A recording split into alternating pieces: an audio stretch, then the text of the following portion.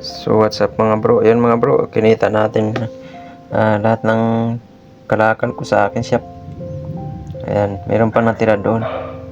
So itong ating kita ngayon ay kwanto, inabot mo na ng 270, 80, 90, 296. Ayan.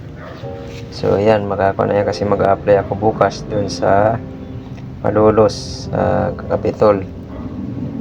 Kasi marami na din ako in-applyan mga brother and sister, kaya lang tawagan lang daw, kaya try and try tayo, huwag tayong titigil hanggat hindi tayo matanggap sa isang company para magkaroon tayo ng stable lab. Kasi ang akin siya mga brother and sister, isang buwan na lang, hanggang March 6 na lang, kasi wala na tayo pang upa sa akin shop dahil nga matumal na, wala nang nagpapagawa.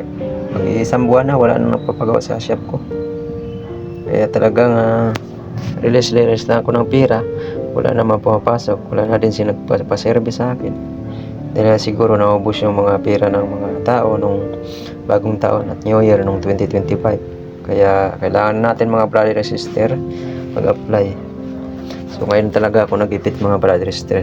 Meron naman na nag-utang sa akin, hindi naman nagbayad, dalawa sila, 900 pa sana yun. Laking bagay pa yun sa akin. Kailangan kapag ipit ka talaga mga brother and sister, hindi lang gawin mga paraan para may pambili ng pagkain at ulam. Talagang mahirap talaga magpahiram kung tayo naman ang gipit. Kapag siningil natin, wala din daw dahil nga wala pa daw sahod, daming palusot para hindi makabayad. So kaya lesson learned din to sa akin. Sa sunod maging kuhan din tayo, unahin din natin yung ating sarili, kasi pag mawalan tayo, wala tayo matakbuhan.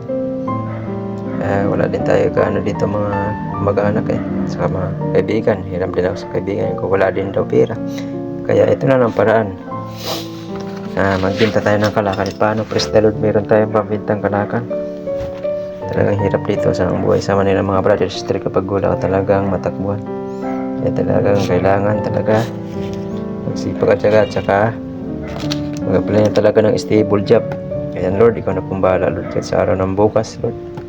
Sa pag-apply ko Lord God, ibigay mo na po Lord God ang akin desired posisyon na applyan nga maintenance Lord God, kahit tagagawa naman lang ng electrician, tagagawa ng electrical at saka tag-install ng CCTV at saka TV. Ayan, ikaw na pong bahala sa akin, pag-ingat sa aking buhay po kasi Lord God pa.